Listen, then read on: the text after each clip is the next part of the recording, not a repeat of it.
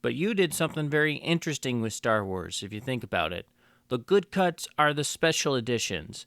They're using brand new digital effects to alter the original version. I think we call those director's visions today. We call them restorations. We call them improved. When I did it, they were redone 3 times. Exactly. So were you thinking of that at the time? Yes. So it was a very anti-preservation, very kind of against the people who made the film nested deep inside of a fantasy. Our studio, we're fighting the largest fan base in the world. Right. And they're just a bunch of hayseeds and coonskin hats that don't know nothing. That's right. And it was the same thing with the studio. Yep. The irony of that one is, in both of those, my version's won. Right. And the big, highly vocal fan base, the Star Wars fans, right? My fans, your fans, yep, lost. Yeah, that was the whole point. But that's a classic us not profiting from the lesson of history, because you look at the inception of our changes, and it's a very unnoble fight of the revisionist against the massive fan base.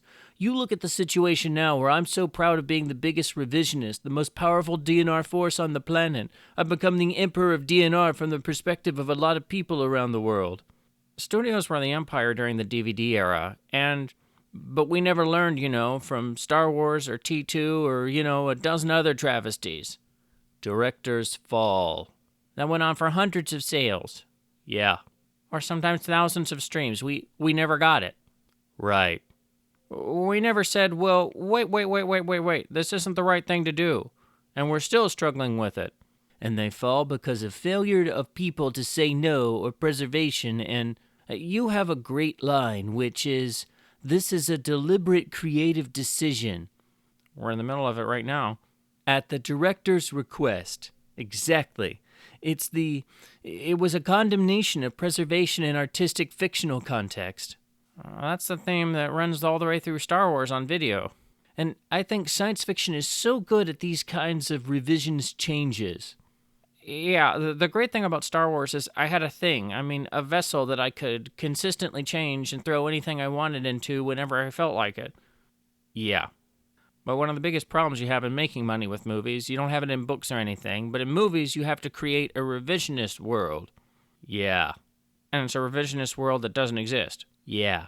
And you have to not do what Gary Kurtz would have said is it has to have immaculate resonance. Yeah. Even though it's my version from this nanosecond. I hate that term, yeah. Well, George, I have to say I just saw your new 4K Master of American Graffiti, and I have to say it is without a doubt the worst desecration of a 70s film I've seen yet. You've surpassed yourself. I bet you're very proud.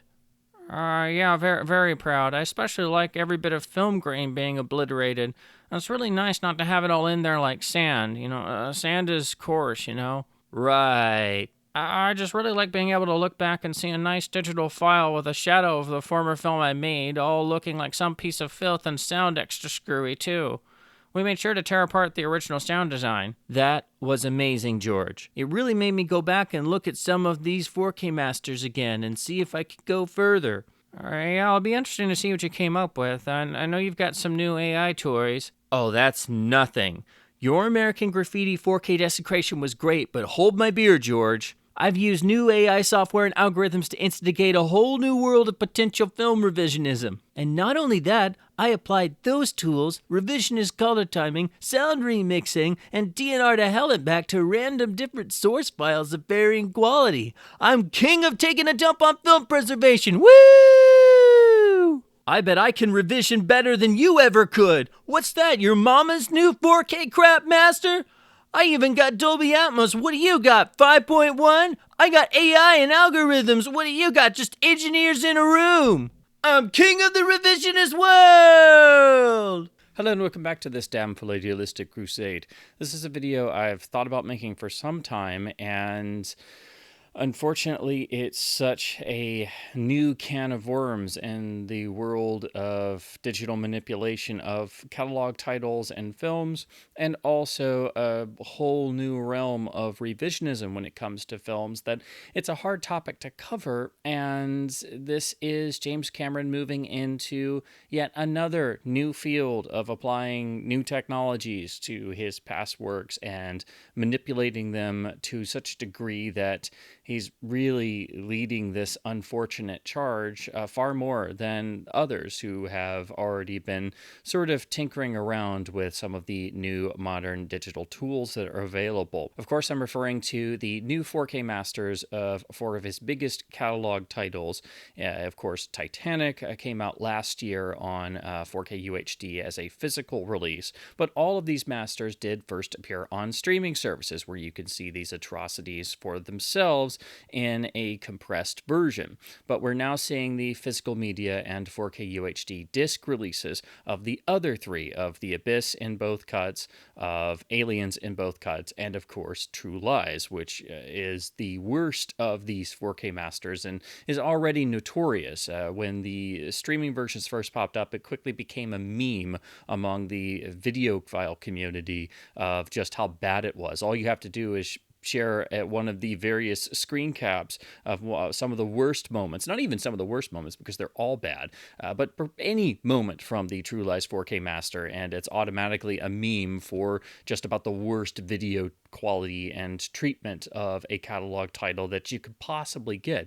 Because what Cameron has done this time around, and especially on these films that have not had a modern physical media release or a modern master that was available to the public, really, because for True Lies and The Abyss, the only physical media releases have been the ancient DVDs, which themselves were frankly crappy Laserdisc master ports, and the Laserdiscs actually kind of looked better on a good setup. So those have been outdated for a long time. Of course, not counting True Lies getting a D-Theater release, and then the Spanish Blu-ray that seems to be derived from that version, which is unfortunately, even if it's a bootleg because its legal status is kind of unknown, that's still your best option for True Lies in an HD form that's actually available on the current market. But those two films in particular have needed a new release badly, and they've been on the top of fans' wish lists as some of the two big notable examples missing from modern Blu-ray releases, let alone 4K UHD releases, because they've been on a sort of self-imposed moratorium, which is another thing Cameron does with his catalog titles that's quite bizarre and self-sabotaging. But this time around in the 4K realm, he has, of course, utilized new AI tools, and AI in film processing and restoration is nothing new because we've had automated processing, automated damage repair that's been around for quite some time. And even before it was dedicated AI tools that we have now, automated processing is not really it's not really your best option because it can frequently miss things, get things wrong, or screw things up. You always have to have the person at the desk double checking everything. And ideally, you would have an actual human person doing the work themselves. Of course, this takes time and manpower, but that's really how you have to do things. Automated tools do speed the process up and can be used in conjunction with actual people working on catalog transfers and processing. And that's commonplace and understandable, but you can't go too far into that realm without having somebody there to double check things. Well, with these new AI tools, the ability to go into a film itself and start really trying to tear apart the actual image to such a degree has never been available before. So this is, again, it's a new can of worms. It's a new era of potential revisionism in films. And of course, in the HDR realm, in the land of 4K transfers, that means you can start playing around with brightness levels and degrees of light and the actual composition of the image layers to such a degree that was not available before. So this goes beyond mere color timing tweaks or DNR in terms of being too heavy-handed and removing film grain, because the AI tools that have been used here are trying to, and being instructed to essentially, try to remove detail, but also pull out detail or add detail in the image that was never there to begin with. And it's also being told to try and interpret motion and interpret a film image in a certain way.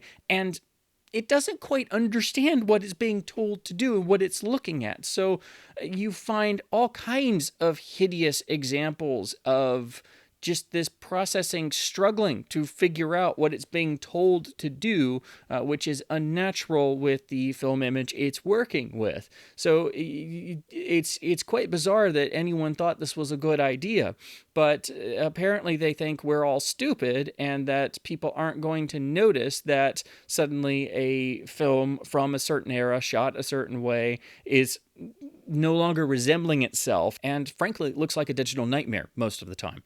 But the biggest problem here is that this sets a dangerous new precedent going forward, because if these releases are successful, and of course they're going to be because they're camera films everybody's wanted on a modern release for a long time, and most people aren't videophiles, and they just wanted a modern way to see these films on their HD or 4K televisions, which is of course understandable, and not everybody's going to get into this stuff. But I think the manipulation here is so extreme that I think even average viewers are going to notice that at least something is off or seems a bit weird beyond what people usually focus on in terms of color timing and grain removal.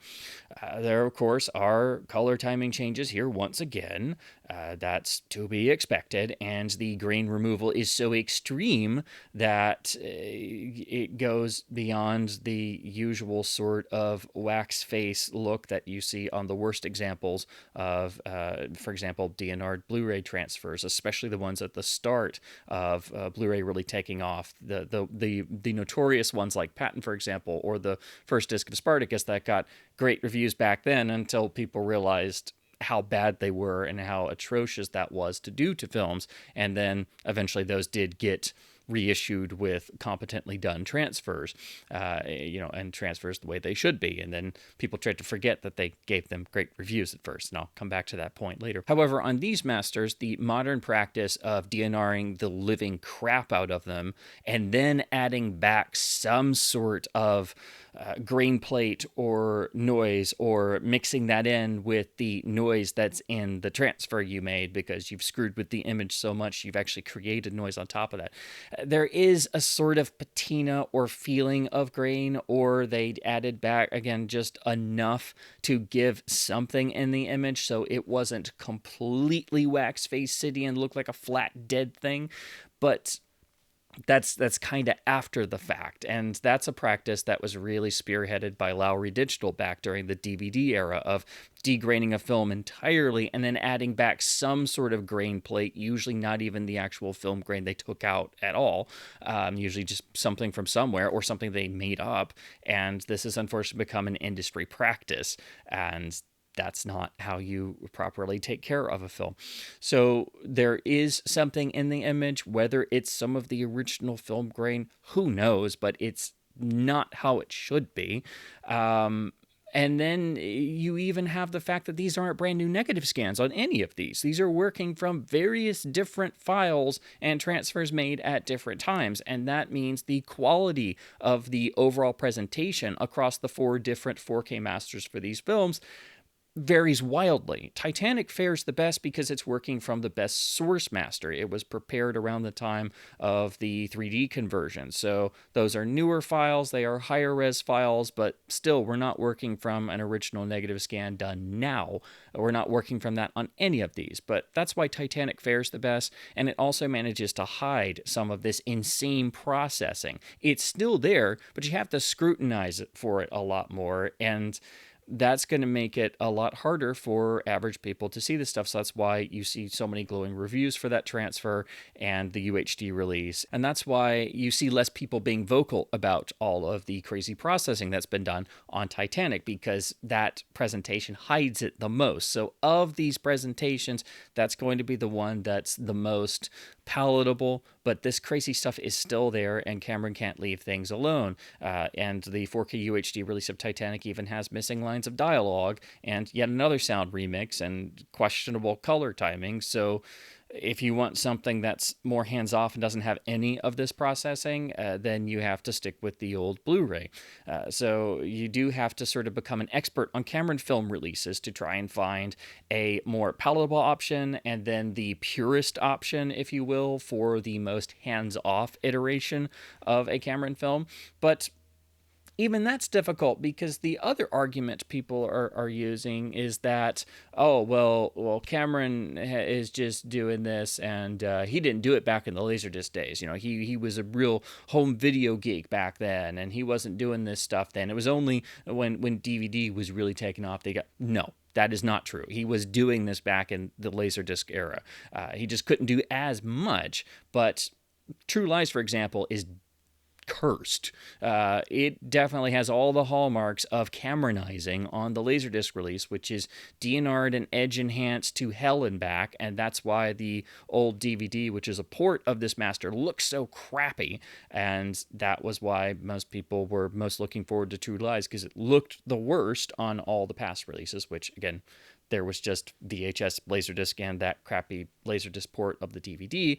The only release that doesn't have the same degree of Cameronizing of the image was done for the short-lived D-Theater format, where you could get a 1080i VHS tape with lossy 5.1 digital audio of True Lies or Terminator 2 and a handful of other titles. Now, again, there is a Spanish Blu-ray that seems to be derived from that master.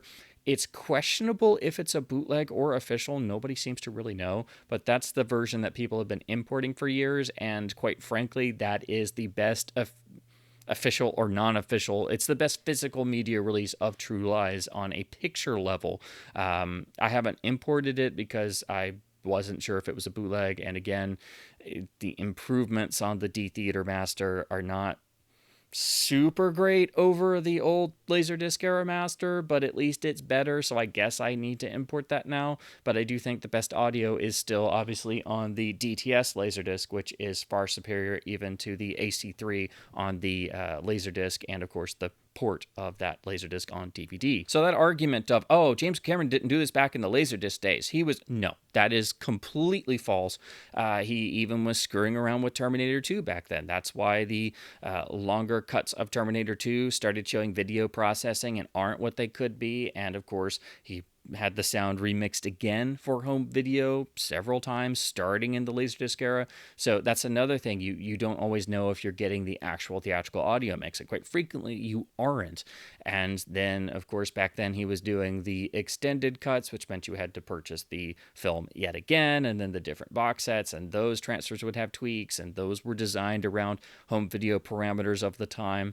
And then, of course, you also had his terrible misnomer of the Director's Pan and Scan edition, which I have pretty much all of those, and those were just opened up custom framed versions of the Super 35 negative. That's what he chose to shoot most of his films on, which of course has a particular visual style and certain limitations, but it does mean you can have a variable frame rate because you are shooting an entire frame and just matting it off to scope for the theatrical run. So the Super 35 opened up 133 transfers of these films that were specifically framed to utilize the 133 framing and have perfect visual style without revealing too much information or anything. Those are pretty much Laserdisc exclusive, and they were done in limited quantities, and they are very difficult to track down today. So those alternative presentations are locked to a dead media format. That's another variant of the Cameron craziness that never ends. So again, the notion that this is something new and Cameron was really only being hyper revisionist in the Blu-ray and now UHD realm, that is completely false. There are also several industry stories. There's the one that gets shared all the time about how Cameron sometimes had people overseeing his transfers and how technically inaccurate their ideas and concepts were. That's another thing. The reason why I label it the Cameron video idiocy is that the man seems to have no understanding of how to properly present a film on not just a format, but in a master, and by trying to manipulate it to where it no longer looks and sounds like itself and no longer resembles the form in which it was made and the time period it was made, you're really not only harming film preservation and film history, you're essentially attempting to try and really remake the film in your own particular image of what it is right now at this very moment. This is something that others, most notably George Lucas, of course, do to their own films, but not to the degree that Cameron has done here on a technical level. He, of course, has not gone in and made as many tweaks and editing changes and CGI sequences and insertions and things like Lucas has done on the Star Wars trilogy and has messed with the prequels and destroyed THX 1138, and of course, destroyed American Graffiti recently with digital tools. But Lucas is more focused on re-editing and reworking his films, and also at the same time applying some of this technical mentality to try and remake them on a technical level in the way that he feels they need to be at this particular moment. Well, Cameron now has gone far beyond that on a technical level by utilizing every tool he could get his hands on, and it frankly resembles a kid with a box of crayons getting to just go crazy on a work of art, whether you love these films or whether you're more like me and for the most part you think they're good or solid. You maybe want to revisit them every once in a while. I'm just not a diehard Cameron fan outside of the first Terminator film, which is totally screwed for different reasons. That's what these 4K masters resemble. They resemble some kid getting to go in and just screw with a pre-existing work of art. And so now it doesn't really resemble itself in picture and sound anymore. So my biggest issue with this is not even the fact that these films have been torn apart and twisted around and remade in somebody's idea of what they should be at this point in time. My issue is that this sets a dangerous new precedent moving forward, especially since reviews are now coming in from so-called official reviewers saying that the images you're seeing and what you're going to get on these UHD releases are fine or passable or enjoyable, or some have even called them great or excellent. And this is only going to encourage other people and studios and labels and directors to say, oh, well, Jim Cameron did it and everybody bought it and everybody thought it was great. Well, we just need to follow his lead. This is not good. This is not good for anyone. No film should be treated like this. And if you want to get into the whole, oh, it's the director's film, he can do whatever he wants with it, he made it, blah, blah, blah, blah. That's fine and dandy in a creative sense of that argument, but when you get to actually trying to manipulate the film and change the way it was made on a technical level to try and eradicate that it was made on a particular format at a particular date and time in a particular style, which necessitated shooting it, mixing it, doing the sound design in a certain way for a certain theatrical parameter of release, and trying to eradicate all that just because you think that's how you want it at this point in particular time, and you may change your mind 5 seconds later, as all these people seemingly do. That's not a creative thing. And if you wanted to do that, then you should at the very least make your newest version a alternative viewing option for fans or somebody coming to this film alongside a properly restored and presented version of the film as it was made and intended back during the original release. You can't keep using it's the director, so he has full creative control and they can do whatever they want argument for cases like this. That's a creative argument. That's talking about the edit and things you can do to a certain degree, but you can't sit there and try to strip out every single part of how the film was made originally and then say that this gutted and desensitized and fully modernized version is the same thing. It's not. And again, he's not making creative changes here. He's not changing the edits. He's already done the longer cuts of some of these films a long time ago. Again, I think people need to stop using it's the director, they can do whatever they want argument, because in cases like this where they're trying to alter the historical record, that does not apply. And if they wanted to do this stuff, they needed to actually go and do brand new modern 4K negative scans, work from the best possible source they could, actually restore the film in picture and sound to have it exactly as it was, and then take that master you made, make your own whatever version, do whatever you want, and present that as an alternative. But don't sit there and try to change the historical record and make the only version that is available whatever hideous thing you want to do at this point in time. And again, they can change their mind 5 seconds later. Who knows if this version will technically remain the so-called director's vision for a period of time, because I'm sure if you put a few certain individuals, chiefly James Cameron, at a mastering station with one of their films, even in their so-called latest and greatest vision, I'm sure if you put them at that mastering console with that loaded up, in say a week or two, they're going to want to make more changes. They're not going to be done. They're not going to be satisfied. So, again, I don't think you can use that, it's the director's vision argument. If it was the director's vision, they should at least have the courage and be able to stand behind their work to actually put it alongside a properly restored version of the original iteration, and then be able to say, here's my new version, see what you think. If you don't like it, you still have the original film, and I'm not trying to change the historical record.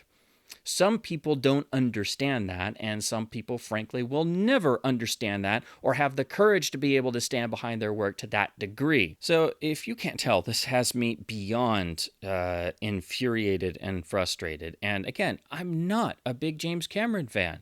And this isn't just trying to bash James Cameron or anything, because I don't agree with some of his film choices, and I don't like some of the directions he's like. That's a separate thing. For me, this is more of an issue of something that is a big danger moving forward with the technology that's available in terms of how all catalog titles are going to be handled. Peter Jackson has been dabbling around with AI tools and manipulating film images, and of course, rather infamously, applied an appalling amount of grain removal to the footage for his Beatles documentary, which made that practically unwatchable because there is a beauty in 16 millimeter film footage, and that's how that footage was obtained. And I really struggled getting through that just because how horrible the image it was. And of course, he's also played around with shooting films in higher frame rates. And then there's also the danger that people might decide, if the technology becomes better available and more utilized, to try and apply higher frame rates to catalog titles, which is apparently something Cameron is kind of toying around with, because apparently both of the Terminator films are getting screwed with, and we might be seeing some ungodly 4K master turn up of those. So don't think that the Terminator films are safe in terms of the first two films, in terms of being safe from this new 4K revisionism he's doing, because apparently those are currently being screwed with in whatever way, shape, or form. So they may be even worse, and given with what we've seen here, I'm sure they are. And to say that the 4K UHD of T2 is now no longer the worst UHD ever made is an understatement, because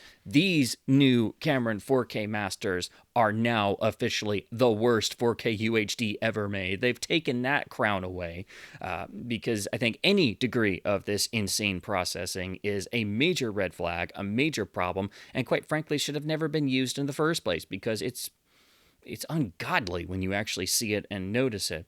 And again, these masters are not even unified. They were not working from the same quality of source. And so when you stop looking at Titanic and you start looking at the other three films, that's where I think most anyone is going to be able to tell that there's something horribly wrong. There's something terrible that's going on here. Because all three, The Abyss, True Lies, and Aliens, look so terrible. They no longer really look like a filmed image that was shot and finished on film in the photochemical era, as these films were. They look flat and ugly and disgusting and devoid of life. And if that were not bad enough, again, these have been done from different sources. So people may argue and say that they find still the Abyss looking okay, or even, dare I say, good. But then you look at Aliens, which just looks atrocious. And that's even comparing it to the old Blu-ray, which had some cameronizing and some color timing tweaks and stuff. But even just comparing those, it really underlines the fact that this new 4K Master of Aliens is totally useless garbage. But then we have to come to True Lies, which is without question the worst 4K UHD that is in existence, because they didn't work from any film scan of True Lies. This isn't a negative scan. Apparently what they did is they took a unreleased master that had been worked on by, dear God help us, Lowry Digital, the company responsible for starting a lot of this crap, and the company single-handedly responsible for more terrible ruinations of classic films and more god-awful video masters that we're still stuck with on a lot of films than any other entity. And apparently they were tasked with making a master of True Lies, and they did their usual sort of DNR and put some fake grain back in there and screw with the image and the color timing and all the junk that they're known for. And then for whatever reason, this was not released to the public. And I guess that was probably prepared for maybe a Blu-ray release. And so apparently what the powers that be in the Cameron Group thought was a good idea to finally make a new master and release True Lies on 4K UHD was not to spend money on scanning the negative and starting from scratch. Apparently, the film wasn't good enough for that. The fans begging for a release of this film for, decades.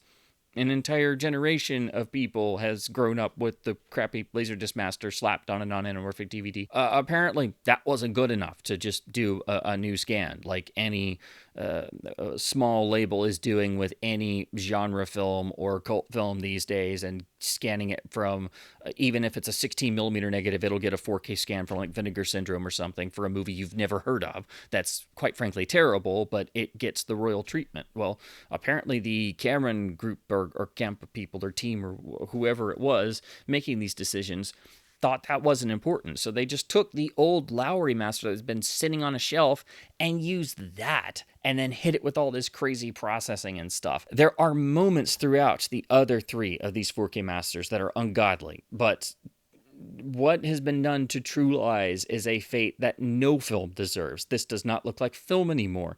The errors and hideous artifacts and just complete absence of grain and the flattening of the color timing. I mean, I don't know how you make a film image of a catalog title look worse than what has been done here on True Lies. I'm not a particularly big fan of the film, but I'm like anyone else would hope that it could actually get a proper master and release, because it's never had one, because, again, the Cameron video idiocy. Even the Laserdiscs are bad.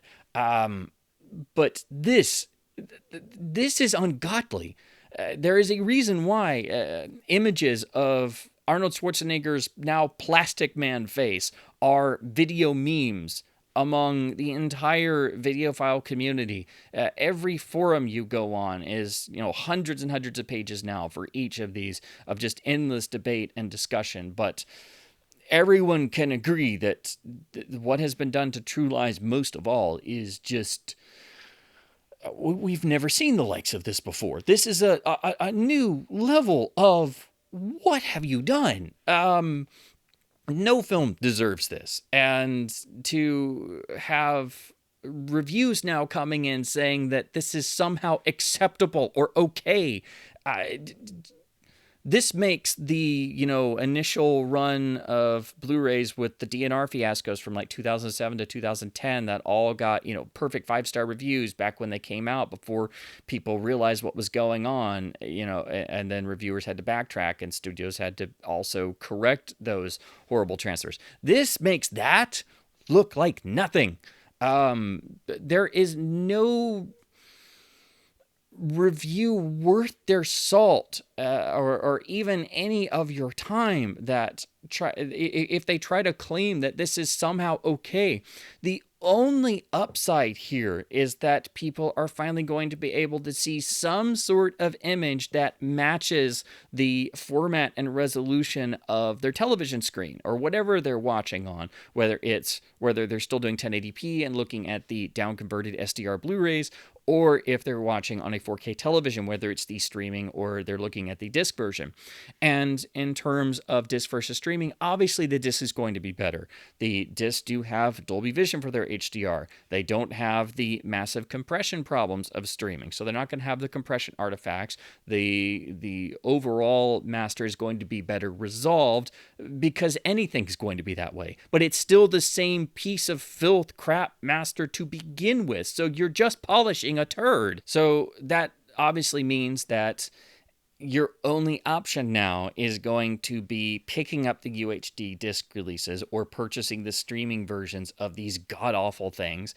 And that's the only thing that's going to really be super compatible with a modern display device. But it should be stressed that this is no way to treat any film. And regardless of some of these masters being better in overall appearance than others, any degree of what's been done on these four masters in their 4K iterations does not need to happen on any film and any catalog title. You can't sit there and try to eradicate how a film was made and when it was made and how it was made by trying to strip out all of the actual technical production elements. That is the definition of revisionism. And again, it shows that people don't have courage to stand behind their work by presenting this new ungodly thing they've made alongside a properly restored version of the film as it's supposed to be and as it was originally made.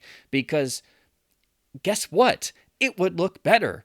An old trailer scan of any of these films looks better than this crap that's been done. Fans have been working on trying to improve these Cameron films for decades now. First working with Video Masters, and now they're even trying to get, bits of prints and do their own homebrew scans and things. And guess what? If they manage to pull that off, that's going to be better.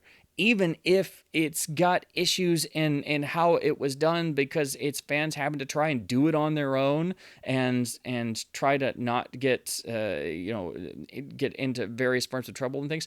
And it's not because they're wanting to do this for any other reason than preservation efforts.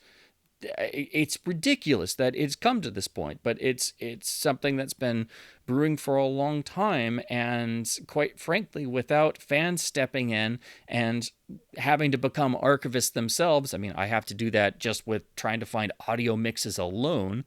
Without us stepping in and having to basically teach ourselves film archival preservation techniques and doing film archival research, whether across video releases or buying up old pieces of 35mm film stock or various reels or 35mm trailers, whatever we can get our hands on, 16mm copies, 8mm materials, it doesn't matter. Without these kinds of efforts, there's going to be nothing but the current in vogue crap version of a film in existence, and that's what James Cameron wants you to go with these masters. So personally, I can understand why people are buying these. I know how long everyone has wanted a Blu-ray or a UHD or just some modern form of True Lies, Aliens, The Abyss, of course, other Cameron films. That we all want a version of Terminator 2 that's not destroyed. We all want a proper version of the Terminator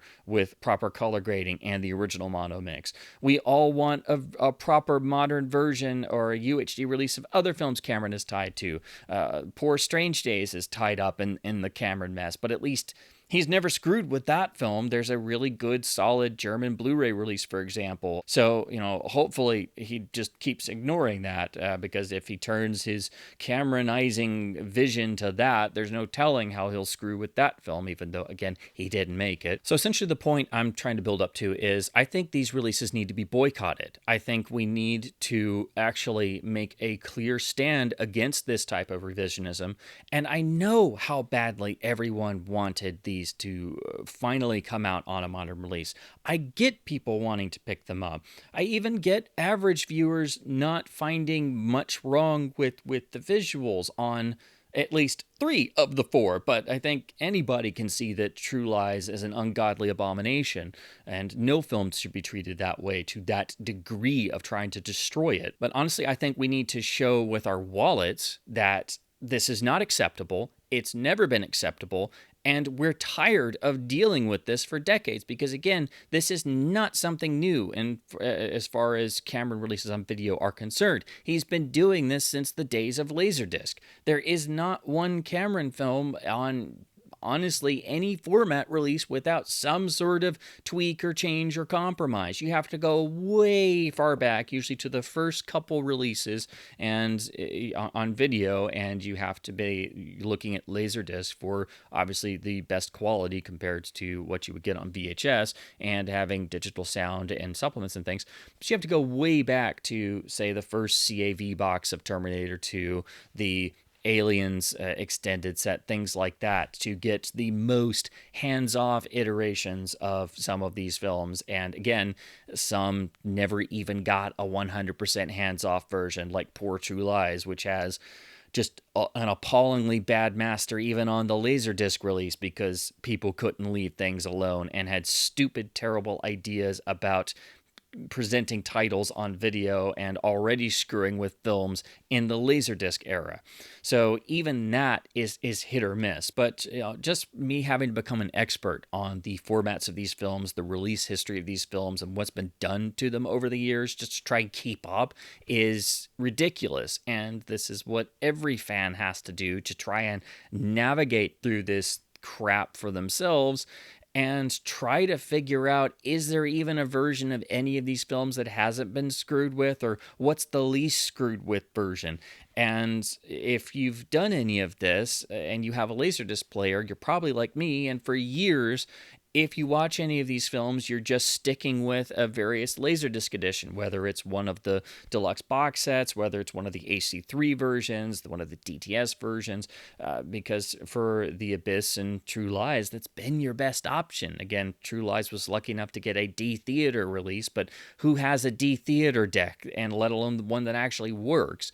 Of course, now there's, again, that Spanish Blu-ray, which I would encourage people to import because that's really your only passable option.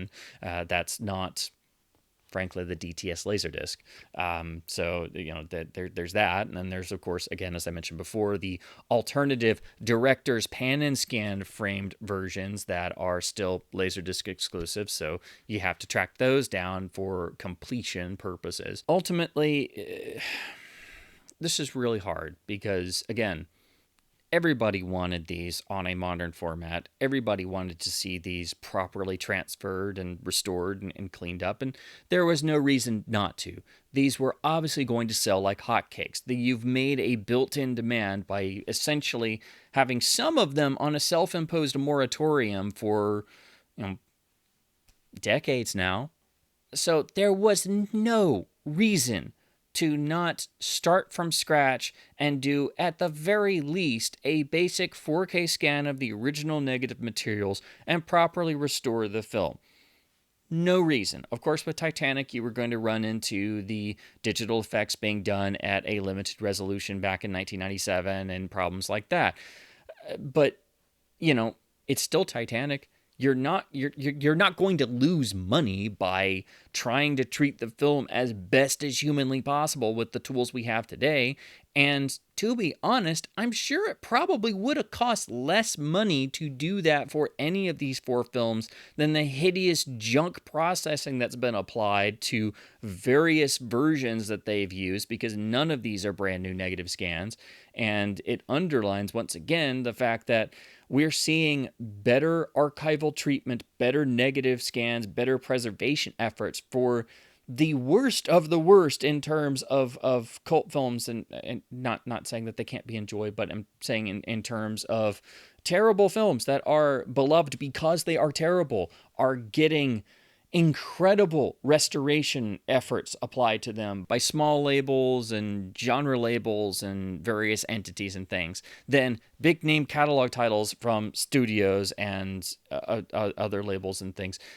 But with these Cameron Masters, this is now the new sort of poster child for just how badly can a film be messed with. So this makes the horrifyingly bad UHD presentation of Terminator 2 and how bad that turned out. These make that look like nothing.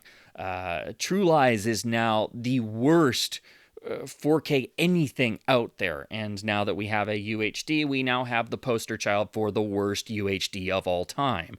It's like James Cameron was trying to gun for that with these. Like, that was the goal. It's like, how much can we screw with these? So I don't think there's an upside here. I don't think there's a reason to even bother with these. And quite frankly, all you have to do is look at the versions on streaming platforms. Yes, they're not going to be as technically good as the disc releases, but again, the discs are obviously always going to be better than a streaming version. And in this case, they're really only polishing a turd. But I think anybody who cares about just even picture quality can look at the streaming versions and clearly tell the video horrors that have happened here and know to stay far away and just not bother with these, because chances are any Cameron fan has been using a particular version of some of these films and watching that for years now as a sort of acceptable alternative. So it's not like we're in a different world with watching these, because we're used to having some sort of compromise or some sort of version to go and watch. So really, the only benefit people are going to get from these is having a new physical release or a new streaming version that's more compatible with their display devices. But as much as everyone wanted these, and as much as these are still going to sell, obviously, because they're titles people have wanted for decades, I think we all need to make a collective stand here and say enough is enough, and just don't support these and encourage other people to not support these. However, if you still really want a Blu-ray or UHD release of Aliens or The Abyss or Titanic or True Lies, I get it. I mean, I completely get it. But, if you go and pick these up, do keep in mind you're supporting this insane revisionism, and you're saying not just to Cameron's group, but to the industry at large that this is okay. My biggest problem here is the precedent that this is setting. My issue is not with people purchasing these disc releases because they've wanted these films for so long. That's completely understandable. I would encourage people not to do that and to not support this and to boycott these releases. But again, I completely understand why people are buying them.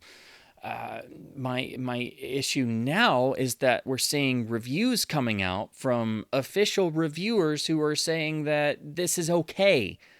That's not okay. There should not be any positive review of any of these, really. I mean, I can get it on Titanic because it sort of masks this stuff to a degree, but for there to be any semi-positive review of the True Lies Master is just unbelievable, and further evidence that most reviewers just don't know what they're talking about if they're trying to say that they have any sort of technical expertise or knowledge. So that's another issue, I think. But you do obviously have to make up your own mind and look at these for yourself. So that's why I encourage people to look at the streaming versions first. Obviously, that's a hyper-compressed version of these masters, but it doesn't change the fact that it's the same master and it's the same hideous treatment of a catalog title. Again, no film deserves this. No film deserves to be treated this way. And there's even a question, we've got brand new Atmos remixes of all the films. And that means on the streaming versions, you don't have an original audio presentation. And, Cameron films always get remixed and tweaked and changed. So that's nothing new. It's hard to find the theatrical audio mix or the best audio mix of a Cameron film, in terms of a presentation on a disc release. Now, the disc releases do seem to have varying backup tracks. Most of them are lossless 2.0. I'm supposing they're matrixed, but I'm personally boycotting these releases, and I have no way of determining if the disc release backup and alternate tracks are somehow some form of the original mixes, but some of them, obviously, like True Lies, do not have the original groundbreaking 5.1 mix, which is a very important multi-channel mix in the overall history and development of sound design. And the best way to hear that still is the DTS Laserdisc, which is very difficult to obtain, very hard to find, and very expensive. Plus, you have to have a working player. So audio is important, and by continually changing the audio tracks and remixing them and not allowing the original theatrical audio presentations to be presented on disc properly, that means you're trying to alter the historical record in terms of film sound. But that's not just a James Cameron thing. That's an industry-wide thing because people don't care about film sound, apparently. So this is more of an editorial video. I'm just trying to have a conversation and at least try to inform people more and get people thinking about these releases. Again, I completely understand people still purchasing these, and I know how long everybody's wanted modern releases of these films, especially The Abyss and True Lies, for not having anything. But I think it just takes a couple seconds or a few minutes looking at what's been done here to just really marvel at how somebody thought this was a good idea. And, while this is nothing new with how Cameron films have been handled and Cameron's approach to handling his own catalog and trying to tear it apart with whatever, theories or however he feels about using technology to rework his own catalog at that particular time. We're used to this, but this is a whole new level. This opens the floodgates. This is the point at which we're now seeing just a whole new world of potential revisionism for films. So again, I think the biggest issue here is this is setting a dangerous precedent moving forward, because you're going to have other people thinking, oh, well, Jim Cameron did it. It's got to be good. That's what everybody likes now. So we don't need that. We don't need any of this. This needs to stop here. And this should have never have happened in the first place. There's no reason to treat any film this way, just like there was no reason to not start from scratch and treat these films with proper respect and do brand new 4K negative scans and do them properly and do the archival work properly, release that to the public, and then do whatever version you want and apply whatever processing and what have you. Just don't try to alter the historical record, and don't piss on your own cinematic legacy because you think that's a good idea at this point in time, and there's no telling when you might change your mind again. And lastly, to illustrate my point, I'd like to close with doing a quick run through of just how many copies and video editions I've picked up over the years, and the ones that, especially the ones that I've kept. I've owned more releases of these films in the past, and I've gotten rid of them or gone through them and tried to at least reduce the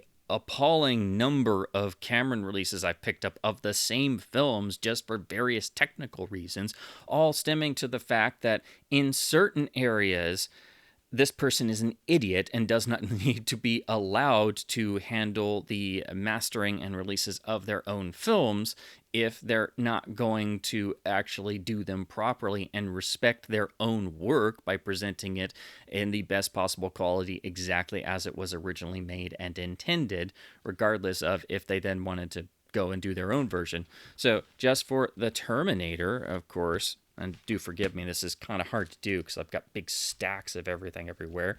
Of course, have one of the older image pan and scan LDs. Of course, have the first widescreen transfer, which is a direct print transfer and has a really great mono track. Of course, have the THX remaster with an improved transfer and the original mono track. And then, of course, have the hard to find snapper case DVD port of the THX-LD, but the audio is a version of the mono. It's been messed around with a little bit. Then, of course, have the MGM Special Edition DVD, which still at least had a version of the mono and had the stupid new remix and had some new extras and a new transfer.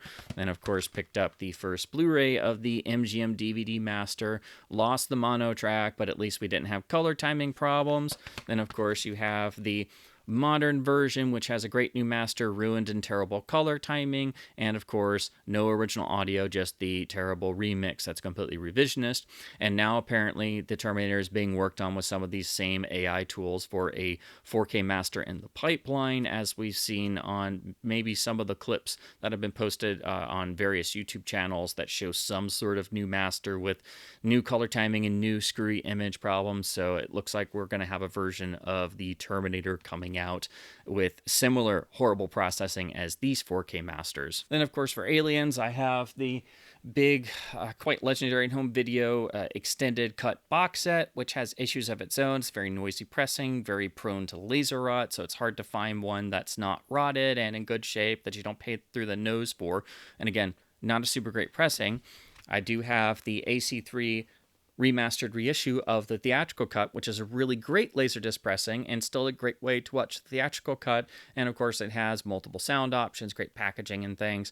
And of course, you can also get a solid DVD and then the Blu-ray with at least a decent transfer, and that's probably your best overall option now. But again, even that was screwed with a bit, but that Blu-ray is still light years ahead of this new UHD and is probably the version most people should stick with. For the Abyss, of course, you've got the widescreen theatrical cut LD. You have the extended cut box set, which is another Laserdisc classic. And then, of course, they had to go and do the Director's Pan and Scan version, which is the alternative ratio presentation and is exclusive to this Laserdisc box set that's hard to find these days. Then you have the spiffed up AC3 reissue done later in the 90s, but of course this isn't CAV, so technically it's not as polished in the video realm as the CAV box set, but this has the AC3, so it's technically kind of better. And of course this was what was ported for the DVD, which of course is just a port of this Laserdisc master. And of course, there's also the Japanese release of the AC3 reissue. And because of the crazy processing that's been done, hang on to your DVD. But again, I think it's better to actually have the Laserdisc version because it's not as crumbly processed as the early DVD port of the same master. And of course, for T2, you have the original theatrical cut CAV box set with seemingly a version of the Matrix stereo from the original theatrical release. This is still one of your best options for the most hands-off version of the theatrical cut. There's, of course, the standard theatrical cut Laserdisc from the same master. This is the widescreen version. There's also the opened up 133 version, which is kind of one of his director's pan and scan versions, just not marked as such. I just don't have a version of that edition yet, but it's got similar cover art. Of course, there's the special edition cut with a new master, a new mix of the film, different video processing, first premiered on the Laserdisc box set here. Of course, the standard CLV reissue of the special edition box set version, pretty much the same transfer and disc, just without the extras. And of course, there's also 133 versions of the special edition version. We also have the Japanese squeeze Laserdisc with AC3 that it's its own particular mastering of the film. Very rare, very hard to come by. We have the first DVD release of T2, which is the only the theatrical cut, and one of the only releases, along with the late release Laserdisc and one or two other foreign variants, of the original groundbreaking CDS 5.1 theatrical audio mix. This is still the easiest way to get a hold of this, even though it's lost the AC3, and is still the best sounding version of T2 because it's the original groundbreaking mix and needs to be preserved on modern releases, but of course it isn't. Then we had, of course, the Ultimate Edition with its own new transfer, its own own new supplements and its own new audio mixes. Then, of course, we had the Extreme DVD with its own transfer tweaks, its own audio tweaks, its own extras, its own dropped extras from past releases.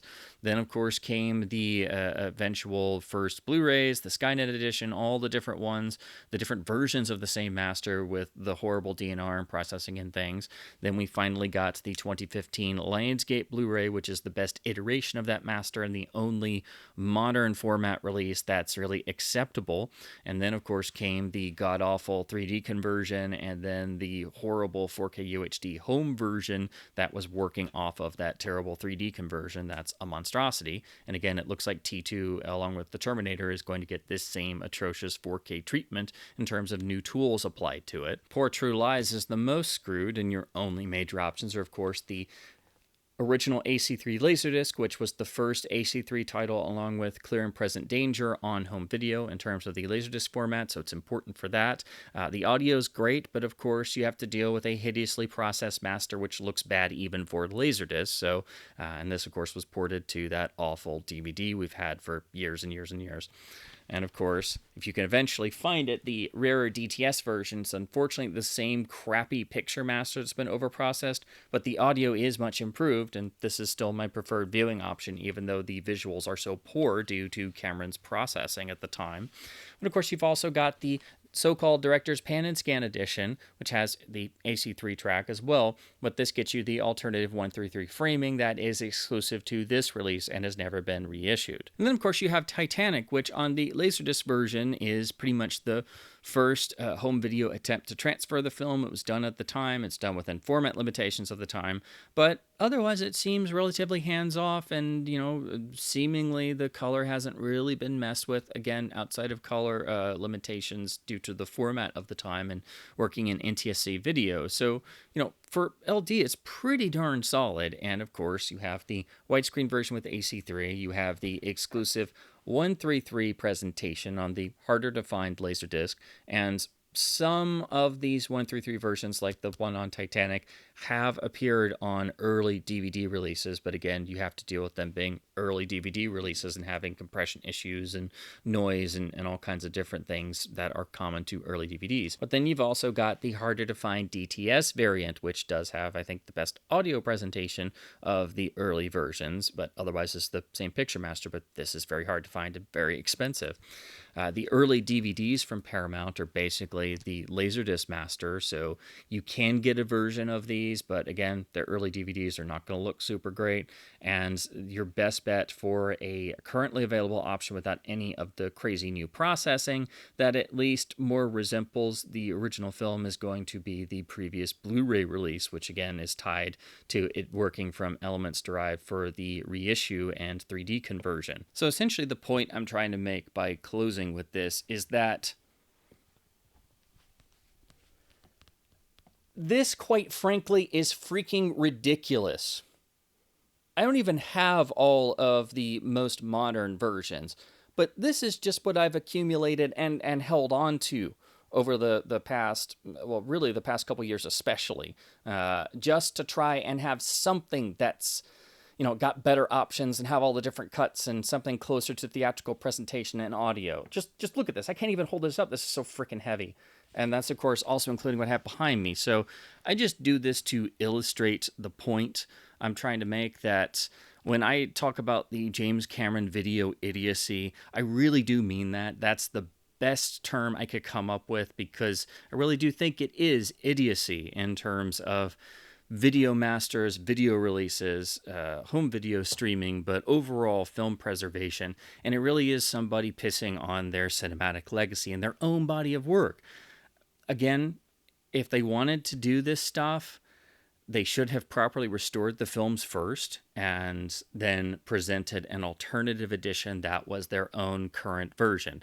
And again, that would be the sign of people who cared about the films they made and wanted to preserve the historical record, and also people that had belief in their new version, their new work, that new version could stand alongside a properly restored version of the original film as it was made and intended and released, and that they could stand shoulder to shoulder and people would be able to compare them, and that this new version could properly stand alongside the original restored version and not fall short in every area, which these versions do. So again, I think that shows that people don't have courage in their new versions either, because they're too afraid to put it up against a properly restored version of the original films in all of these cases. So again, this is a loose video and something I've had just sort of percolating in my brain ever since these masters first appeared on streaming, and I just think this sets a really bad precedent moving forward. I would encourage everyone to not support these releases as much as you may want to, which again, I do completely understand. So I understand people buying these, but please do understand what you're supporting by purchasing these, and understand what you're getting yourself into with just how bad these are. So I would encourage people, do look at the streaming versions first, look at various images online, read up about these first, and try to educate yourself. Think about if you want to purchase these or not.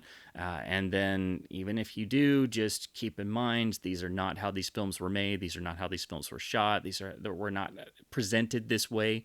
And it was physically impossible to present these films this way until the development of these modern tools. And none of these are working for brand new negative scans. So they were already starting off on a bad foot. So do keep in mind that if you purchase these releases, you're giving them a thumbs up. You're saying that this was okay to do, and that's not something anybody needs to do. We need to put our foot down collectively and say, this doesn't need to happen again. This needs to stop. People need to actually be concerned with archival practices and preserving our film historical record. And this goes for any work of art in any medium, but I don't think people apply the same sort of artistic preservation ideals to films as they do other aspects of the art world, and that also needs to change. So again, these are just my own thoughts. You may not agree, but I would encourage everyone to really look into these releases and research them before deciding on purchasing them, because if you do purchase them, you're supporting Cameron's efforts, and you're also telling the whole industry at large that what Cameron has done to his own films is okay, and you're encouraging the rest of the industry to follow his lead, which no one needs to follow his lead in these areas. This is a new low for film preservation. This sets a dangerous precedent moving forward for all catalog titles, and it needs to end here. We don't need to see anything like this again. So I know this is extremely negative, but it is an extremely negative topic, and I had to really think about how I was even going to make a video about these, because again, I think the biggest issue is the precedent this sets moving forward for all film preservation and releases and all catalog titles. So as always, please do keep supporting both studios and boutique labels by buying films on disc when they are not releases of masters that have completely tried their best to destroy the original integrity of the works they are so-called representing on a physical media release. Because by supporting releases of films that have actually been scanned, transferred, mastered properly, and handled properly, you are helping to keep both physical media and film culture alive. And as always, thank you ever so much for watching. How in the heck can I even get out of my chair holding all of this?